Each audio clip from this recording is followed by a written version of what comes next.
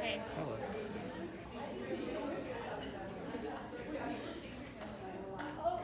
Yeah, we just started recording.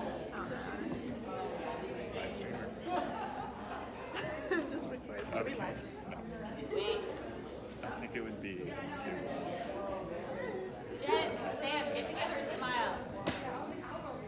Can you not be Wait a part of until they're that? all on. Ready? Smile. That's so lovely. Thanks, Mom. Okay.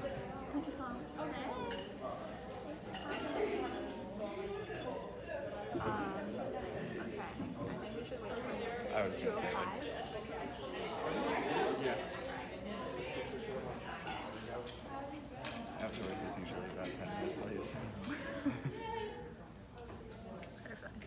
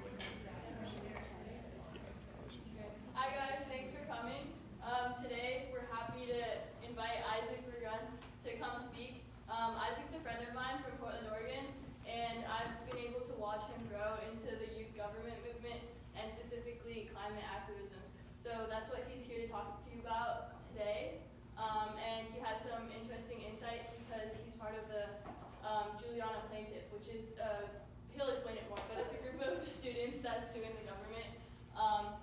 And it's super interesting, so.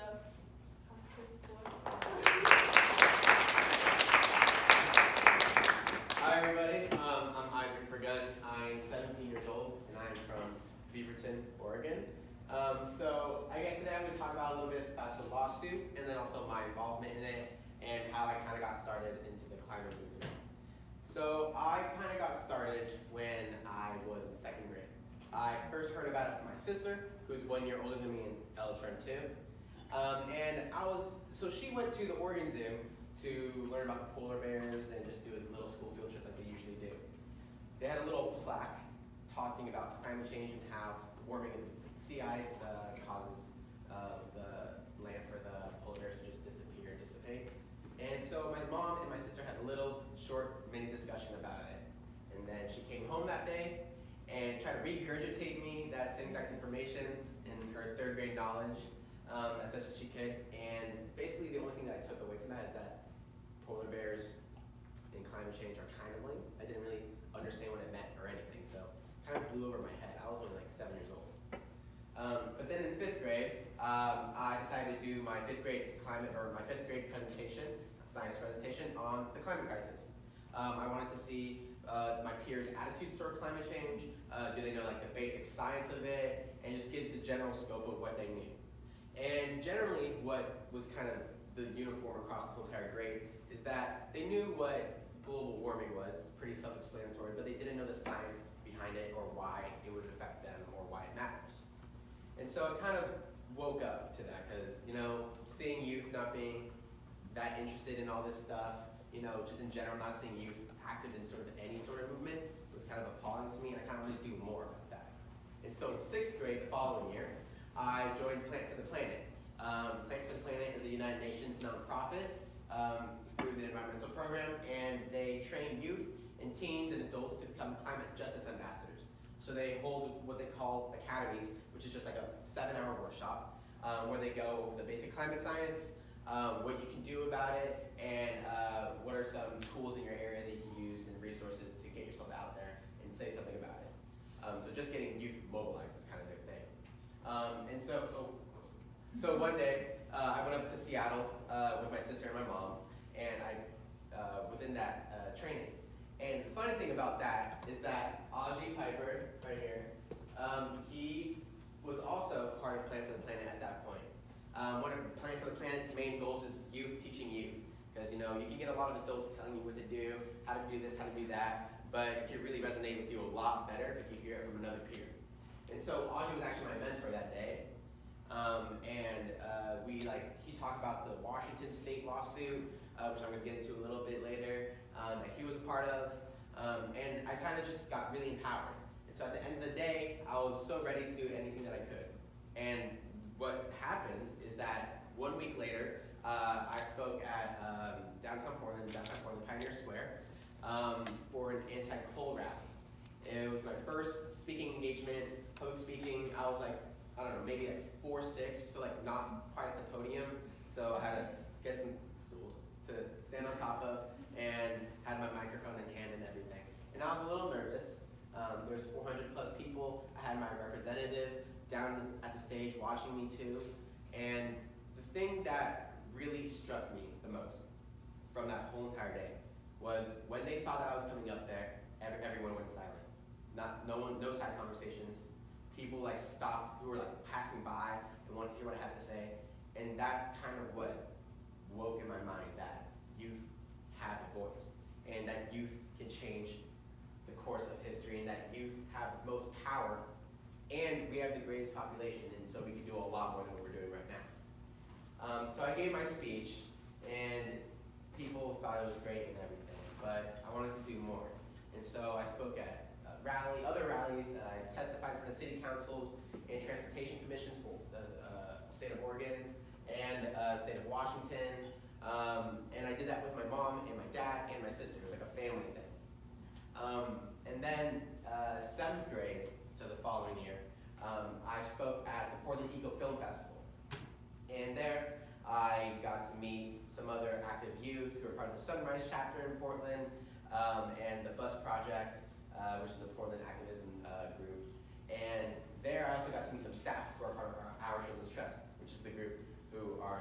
this lawsuit.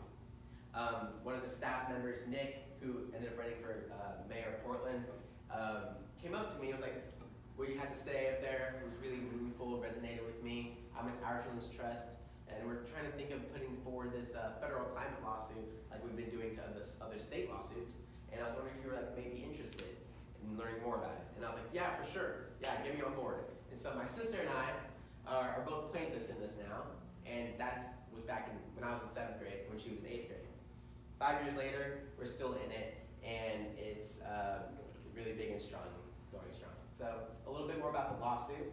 Our Children's Trust is the organization that's sponsoring this lawsuit. They are an environmental law firm, and they do state cases and international cases, suing federal governments or state governments. And so this is the Juliana versus the United States lawsuit.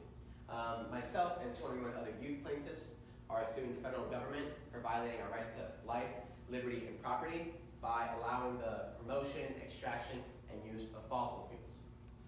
So we filed this lawsuit in August of 2015, and it's only been running ever since. Like Levi right here was only 8 years old when we filed this. I was 13, I just turned 13, my sister just turned 14, and it was pretty good and pretty great fun time. So this is a little political comment about climate, and I kind of resonate with this because our world leaders and elected officials who we put into office like to do a whole bunch of, things that get people riled up and get people mobile and get people on their side, but they don't actually walk the walk, they just talk the talk. And that's kind of what got me motivated to the climate movement and this lawsuit. And I feel like that this lawsuit is the one big thing that could really push our government over the edge into actually doing something about it, holding them accountable to what they did and holding the rest of us accountable too for our fair share. Levi, he was 10 at the time, now 12, has spent 1/3 of his life doing climate activism. He joined the lawsuit at 8 years old, and he was going to rallies when he was 6. And so this is just a little quote that he had to say about this lawsuit. I work hard to protect the environment and animals near my home. I want my government to protect my future and the future of the animals and ecosystems in our country. He lives in a barrier island in Florida, and he's had to evacuate multiple times for hurricane warnings, flood warnings, etc. He had to go to his grandparents' house very frequently throughout the past hurricane season just to escape and be safe from the hurricanes, potentially. And he isn't the only one who's come forward with claims like this.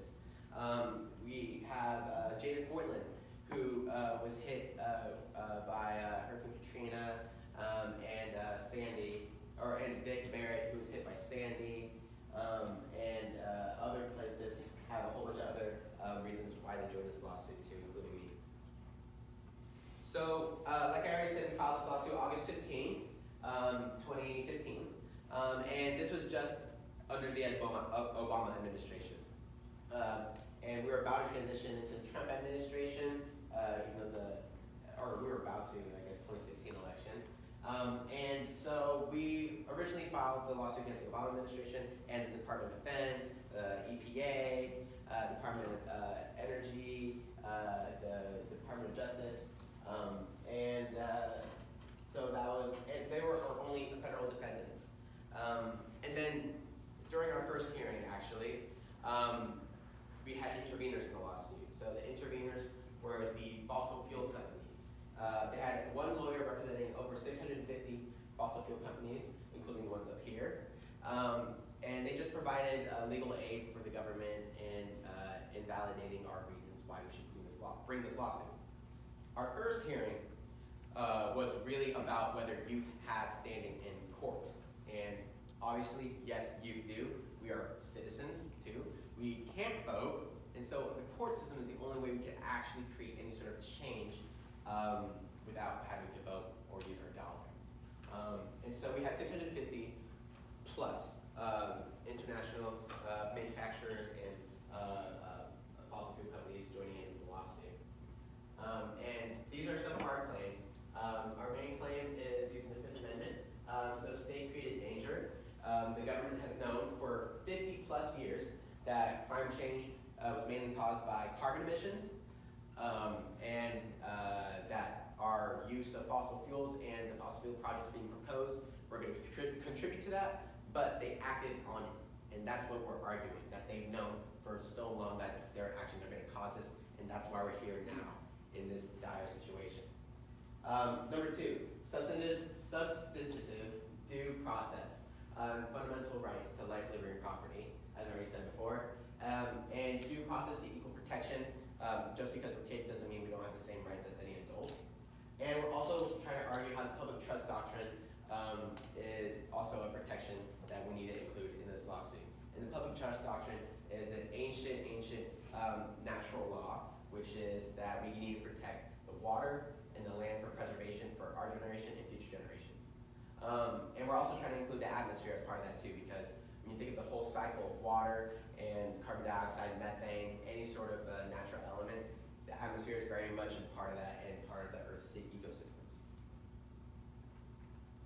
It is the government's duty to protect our federal lands from being drilled in for oil or for fracking and whatnot, but they've been leasing out land like it's no one's business. And they've been doing this for the longest amount of time. And we're trying to argue that the land is, well, number one, in public trust, like they already said in our Constitution, and they need to protect it for us and to not drill and frack and all that. And so aside from trustees, the affirmative aggregate acts of defendants are unconstitutional and in contravention of their duty to hold the atmosphere and other public trust resources in trust. That was the decision brought down by Judge Ann Aiken of District Court in Oregon after our first hearing. We heard back 6 months after, and she was in our favor. The youth have a right to do this, and the atmosphere is a public trust. It is part of the Earth systems. The science obviously indicates to that, and that should also be something that's included in public trust. That was Judge Ann Aiken's declaration. And the aggregate acts that the government has really partaken in is making us a dependent system on fossil fuel energy. They've leased out millions of acres of lands for fracking. They've contributed to, they've given so many subsidies to fossil fuel companies and really penalized renewable energies as a viable option. We can see that through just fracking in Oklahoma and even in Pennsylvania, and it's really affecting the people there too, not just the plaintiffs in this lawsuit.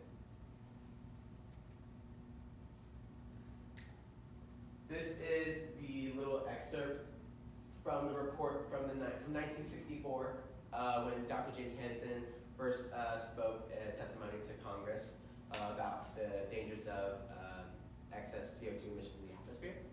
Right here. So carbon dioxide is being added to the Earth's atmosphere by the burning of coal, oil, and natural gas.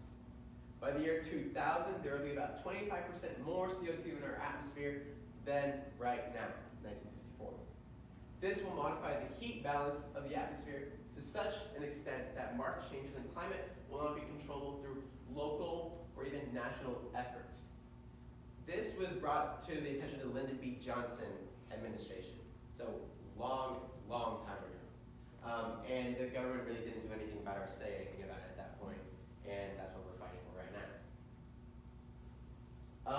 This is a little bit of the memorandum that Dr. James Hansen wrote again 5 years later. And it's just a simple plan on how to reduce our carbon emissions. This is literally all it is.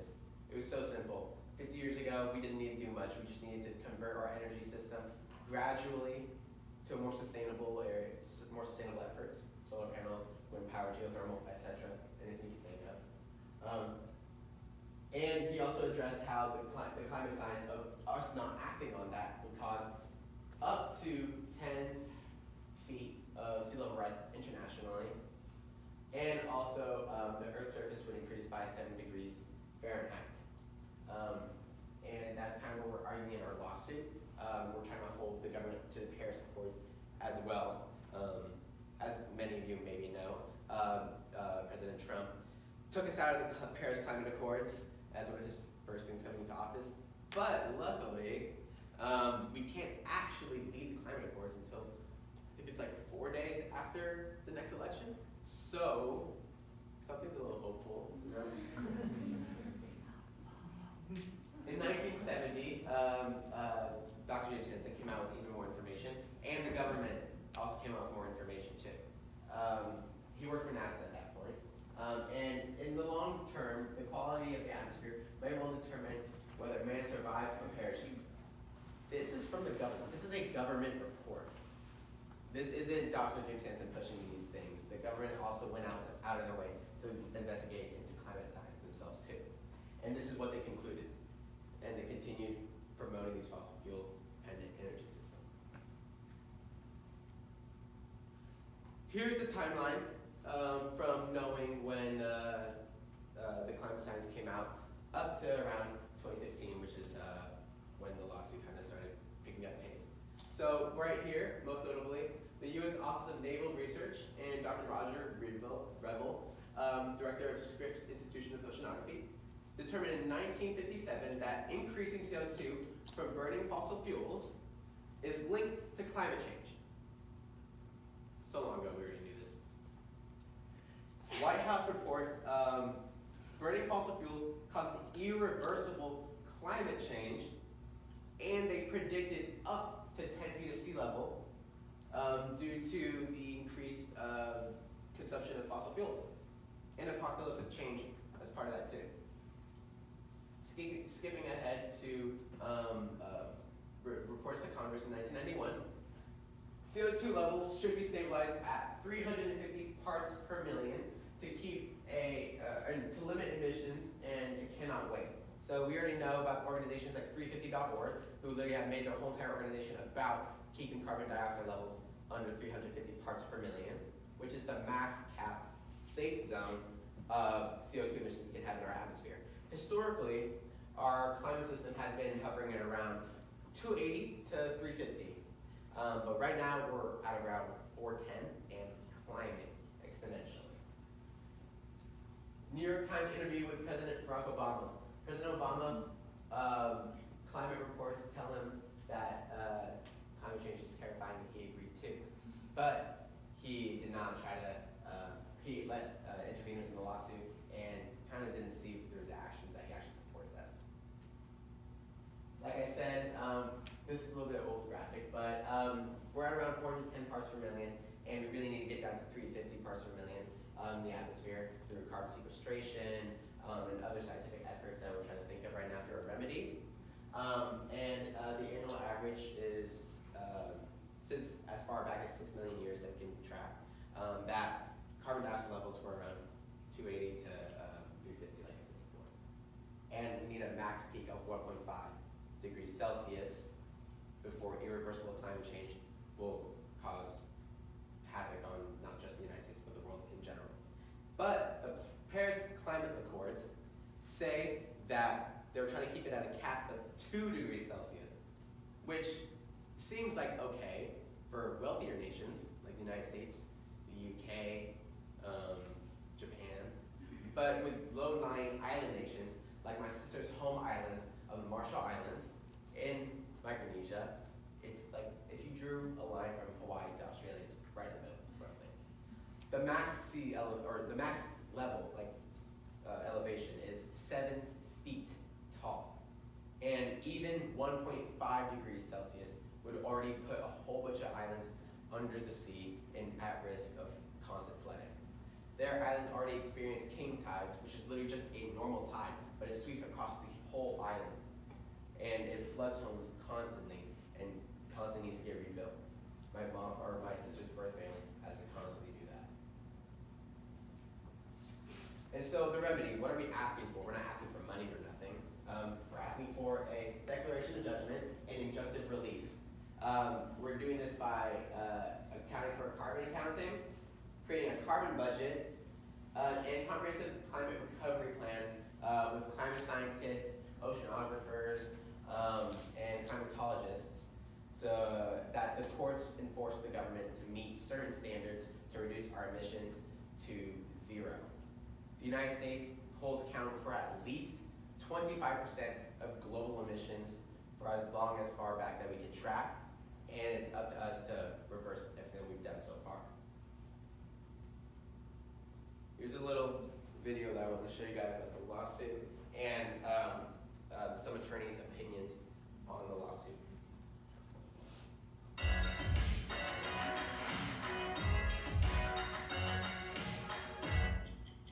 A conversation with 60 Minutes producer Dragan Mihalovic about the lawsuit Juliana versus the United States, in which 21 kids are suing the U.S. government over climate change. 1, 2, 3, jump! We're used to thinking about climate change as conservatives versus liberals, red versus blue. I wonder if this case sort of turns the debate to young versus old. It does. I think kids 10 to 30, they're a lot more concerned about climate change than people, let's say, in my generation or older. For us old folks, we're underestimating a little bit how important the climate change issue is to that generation. A lot of them are quite active, and they study this and they're quite concerned about it. It's not gobbledygook that they're spewing. There are how many plaintiffs in this case? I represent 21 young people. And each of them has an individual claim as to how they've been damaged by global warming. They each have stories of how they're harmed and will eventually testify at trial about that. The climate kids range in age from 11 to 22. So it's a cooperative. Yeah. Julia Olson, the lawyer, initially thought that she was going to get about 10 kids for this lawsuit. She wound up with 21. Because a lot of the kids came to her once word got out. And she put out feelers.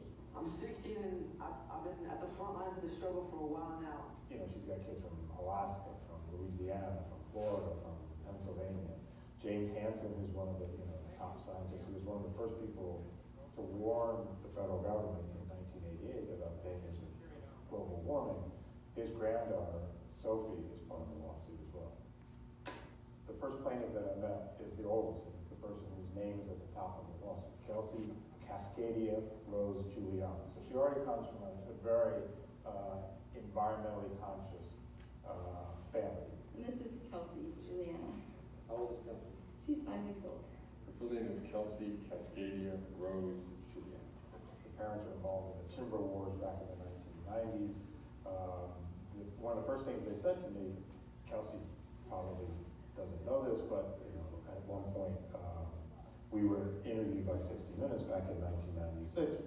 I thought, wow, okay, we have archives going back ages, and I'll go back and take a look. So tape was found, and sure enough, there's 5-week-old Kelsey at the barricades.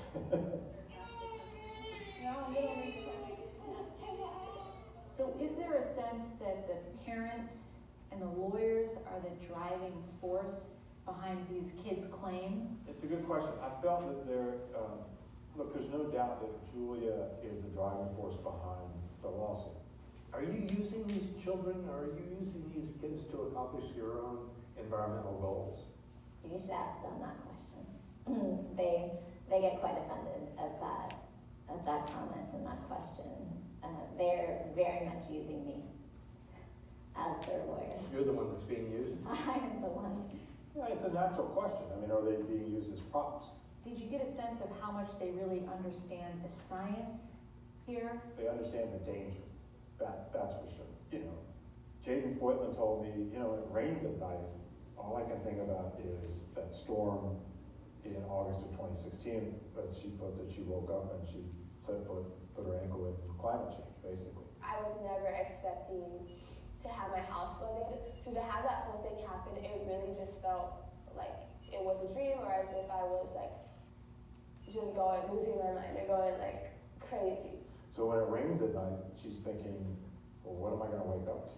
So there's real fear there. There's real fear, and there's real fear, with Levi Draheim, who lives on a barrier island in Florida, and he's very concerned that one day that island will be uninhabitable because of storm surge, rising sea levels.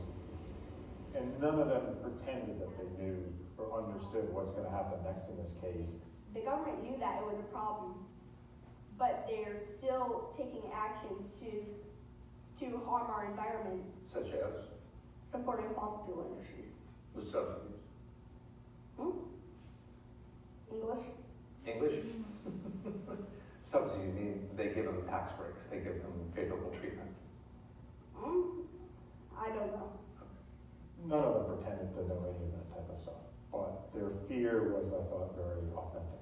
You know, there are gonna be a lot of adults out there watching this saying, these kids are just being brainwashed by lawyers and environmental activists. Yeah. To them, what do you say? I still know science. I still trust science more than I trust older generations that tell me that I'm wrong. Although I am 15, science, my age doesn't discredit science. I'm forever going to know what I know, and I'm forever going to trust science in that way.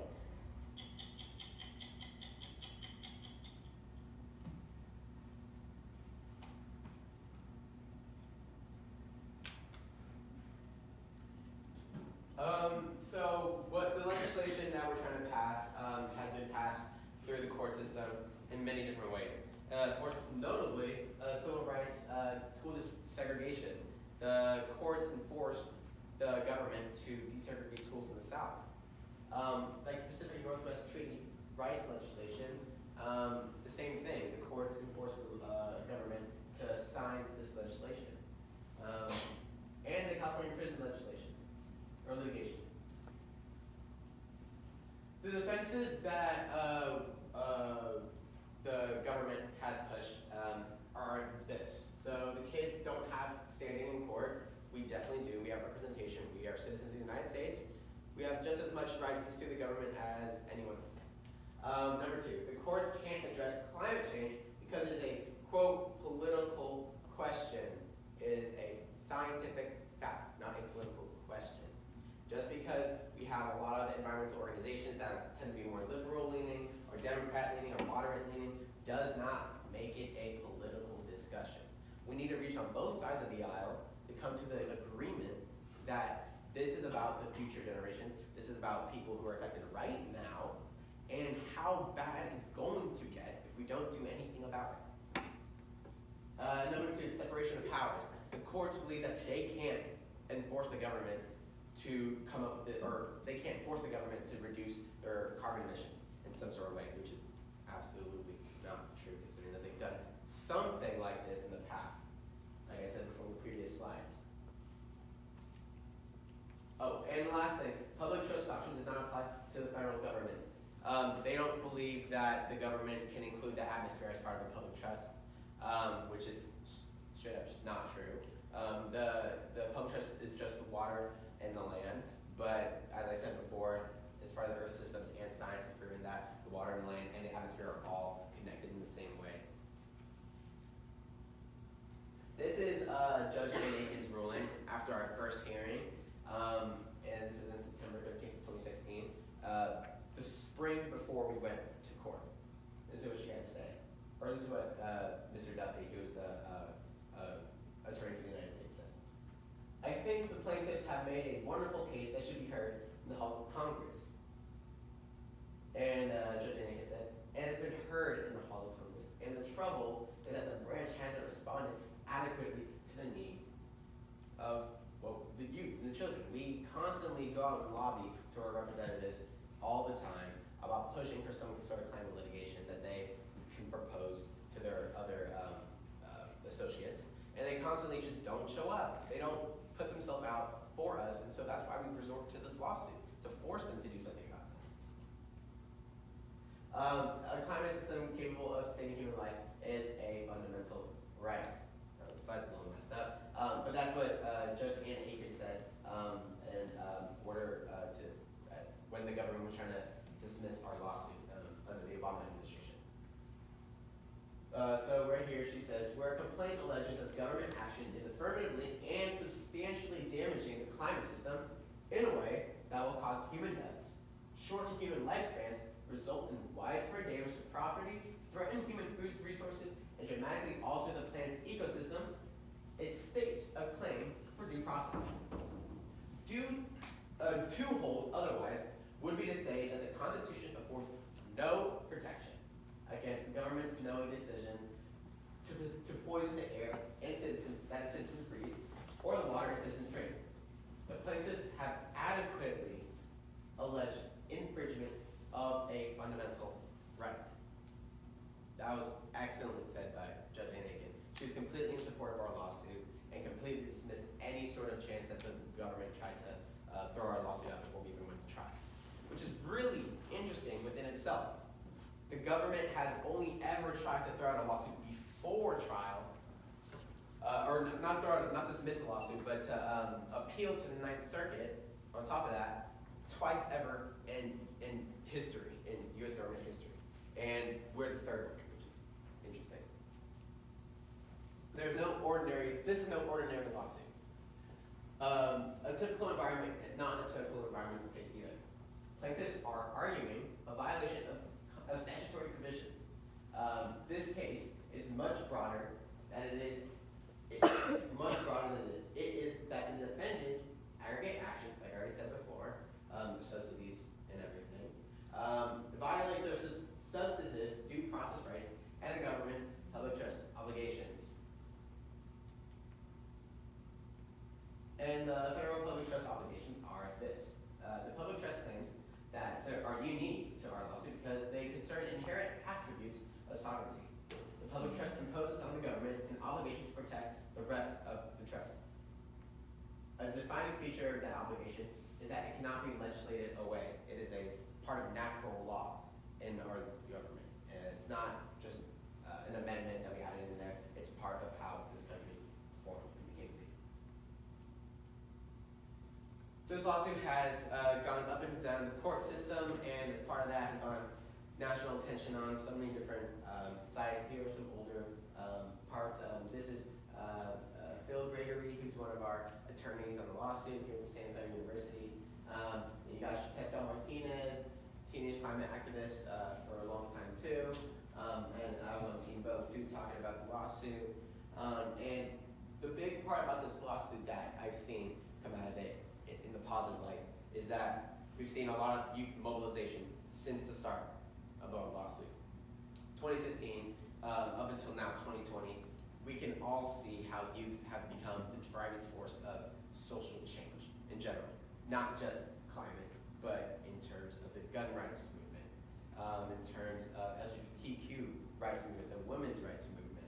And it's just, we're in a new age of youth taking control and taking the reins while not being able to vote still. And so that's why this lawsuit is really fundamental, or just completely new, and why I find it very inspiring seeing all the other plaintiffs speak too. We're trying, and the really interesting part is that as much as we think that we have developed as a nation and internationally and moved towards more sustainable or more forward-thinking knowledge, we have kind of just stuck with the same energy system. We constantly like to use fossil fuels all the time. Even though we've got like solar energy, geothermal energy, and whatnot, the government still subsidizes fossil fuel energy over solar energy. If you got rid of every single subsidy, at least in the state of Oregon, if you got rid of every single fossil fuel subsidy and equated it to solar energy is actually cheaper by 10 cents per kilowatt. But with the government's subsidies, it makes the solar energy 6 cents per kilowatt more expensive.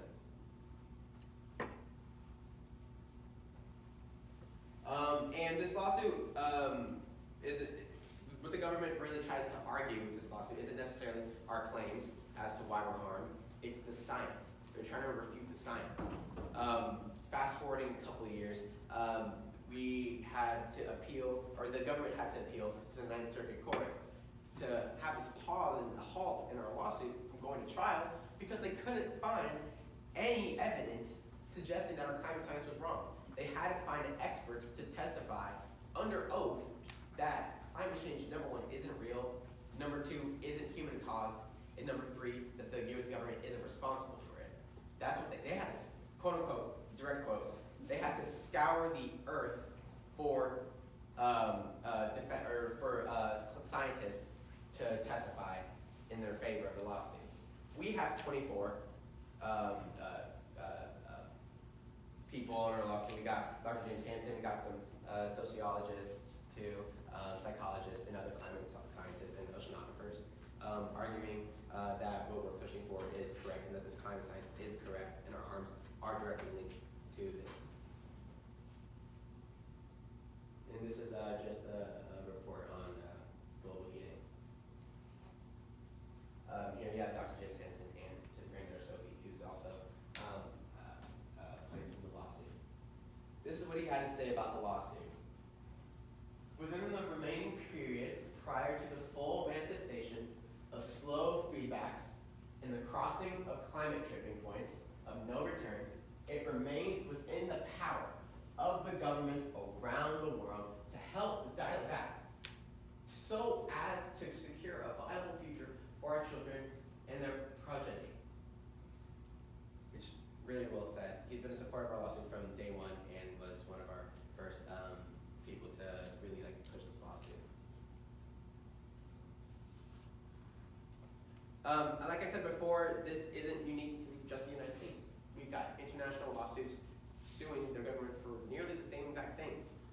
We got ones in the EU, we got ones in Pakistan, we obviously have one in the United States. The Netherlands, most notably the Netherlands, in 2016, they won their lawsuit suing their federal government.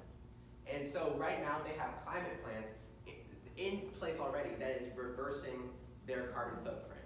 Not big of that big of a country, but they have already taken action and they're part of the climate crisis. And we are just asking the same thing here.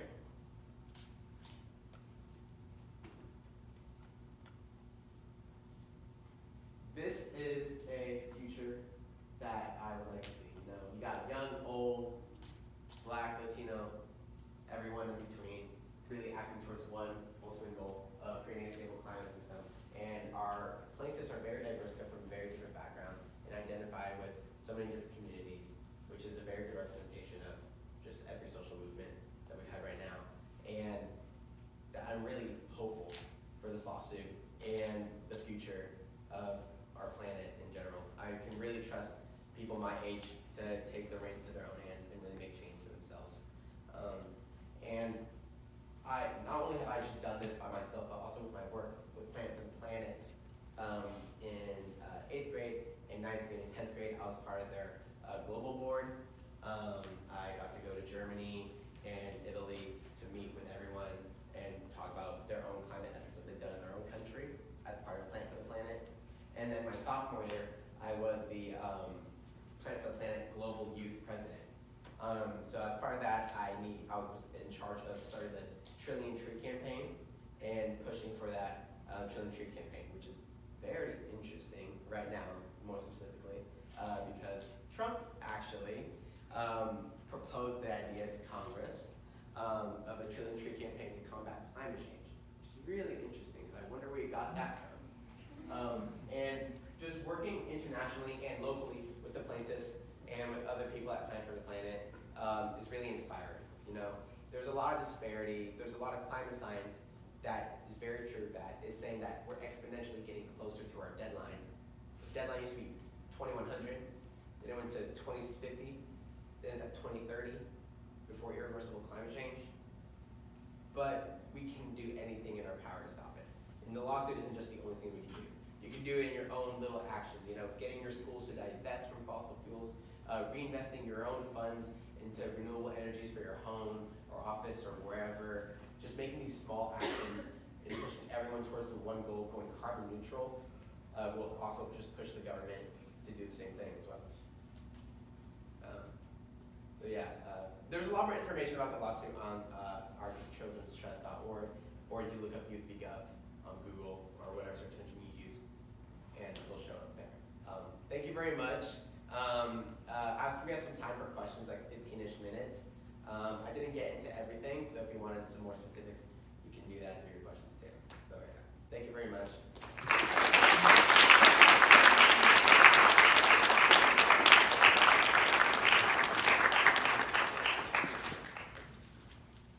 Do we have any questions from the audience? Well, so can we get another round of applause for Azure?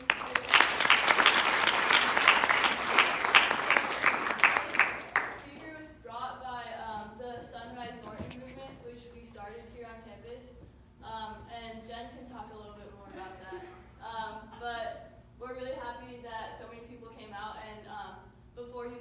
you want to sign up to like be on an email list for our group, that would be really cool.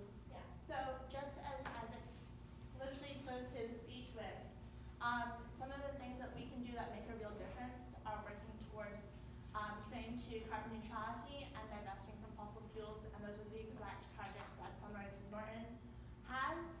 We are already in talks with the president of the school as well as the